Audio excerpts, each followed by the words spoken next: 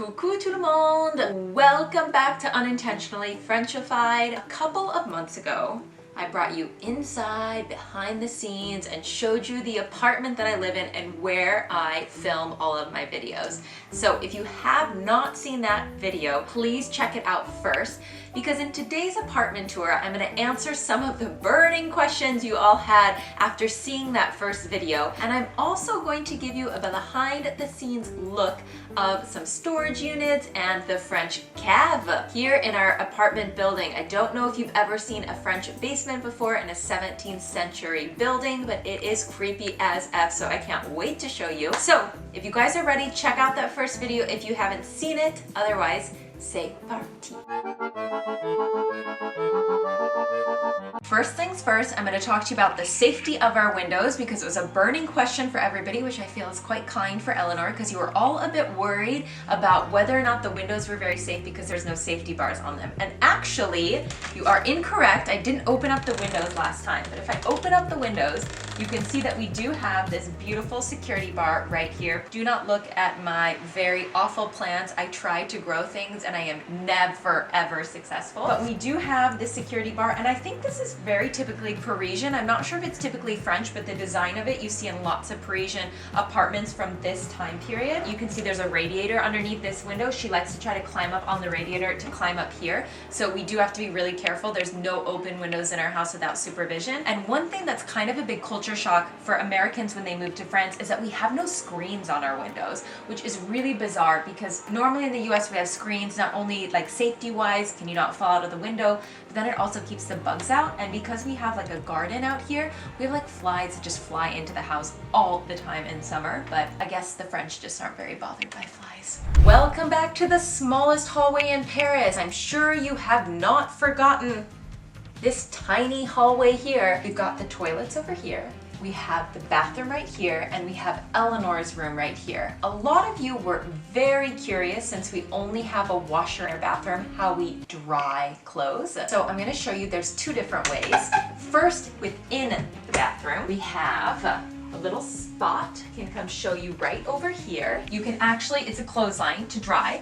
It came with the apartment. It was already in here when we bought the apartment, and we kept it because it was pretty nifty. But you just pull out this little contraption here, and then we've got these little hooks on this side that we can hook it on. It's not actually that easy to get it into place, but I do manage. I don't know if you guys can see also a lovely new addition to our apartment since we last filmed in here are these holes, because the neighbor who was trying to drill shelves into his apartment drilled through the entire wall, and now we have these little holes here, so it feels like somebody's creepily watching you through a hole while you shower. It's a really great feeling, and we're hoping that we get those fixed soon. But for actually drying the clothes, this is the first way that we do it. So here, when we don't have a lot of clothes. And then the second thing that we have is a drying rack. I was a bit surprised by this question, because I felt like people, even not in small apartments, or even people who have dryers, have drying racks for the stuff that you're not comfortable to dry in. This is our drying rack. It is absolutely massive, which is kind of nice when I do a big load of laundry, but it also takes up so much space in this apartment. So I'll show you how you put it together.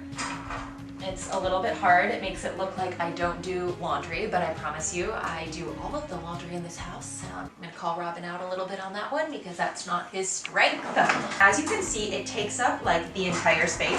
So during the summer, our clothes dry overnight. So it's really nice. We put them right here in the, like at night when Eleanor goes to bed, and they're dried in the morning. What's really complicated is actually during winter, because during winter it takes like 2 days for things to dry, and this takes up too much space, and it's in front of our front door, so it's like a real pain in the butt, and we end up having to move the drying rack around, like based on what we're actually doing. So that's kind of a pain. I showed you guys our bedroom last time, and a lot of you were like, okay, the bedroom's small, but what's really shocking is the lack of storage space. Where do you keep all of your clothes? And this is not the only clothes that we own. I like to say that we do a good job of not having too many things in our apartment because we don't have the space. But to be fair, this isn't the only space. So I'm gonna show you the storage space after, but it's true that in our actual bedroom, we just have this rack here. Got all of like Robin's like work shirts, and we still have our winter clothes out, so most of it's winter stuff. And then we do have this shelf right here with like 6 or 7 shelves for our clothes, and Robin's is obviously a lot cleaner and more organized than mine is. But again, this is only like one season. So we actually have our clothes, we have some stuff under the bed, we have a couple of things in Eleanor's room, and then we have some stuff in the cab. So I can't wait to show you guys the 2 different storage units that we have because they are kind of crazy. Okay, so I've left the inside of our apartment, but I'm still in the apartment building, and we are in the stairwell. And what's interesting is a while ago, but not that long ago, I kind of want to say like once upon a time, but it was like literally 60 years ago and before, the toilets weren't actually inside of the apartments in Paris, they were outside in the stairwell. So this lovely storage unit right here, this little space that's ours, actually used to have the toilets. But now that the toilets are inside of the apartment, we actually use this space for a bit of storage. We have our water heater. For those of you asking if those were all of our clothes, no, we have like big winter coats. We've got all of the clothes that have to do with like summer in there. We've got like our big backpacks. Nothing very important, but it's still, as we all know, when you're living in a very small space, any extra space is good space. All right, I'm gonna take you now down to the creepiest part of our building, the cab. So as I open this up, it's absolutely freezing. This place looks like it should be a prison.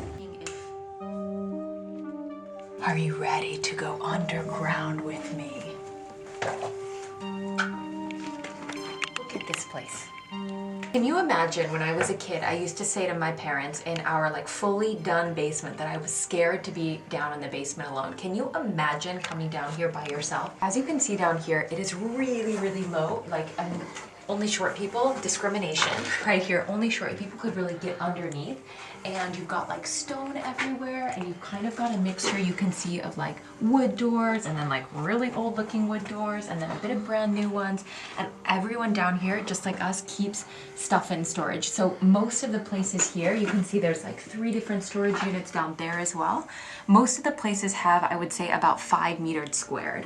Okay, so that would be, it's not huge, but you've got a little bit of space to put stuff, but nobody puts valuables down here. It is so humid, so everything molds. Like, I mean, there's not really important things that you can put down here, but at least like some extra space for, I don't know, like your luggage or like things that we're not ready to throw away, but like we don't want to keep upstairs or we don't need to use a lot. You can't put that much, but at least gives you a bit of extra space as well.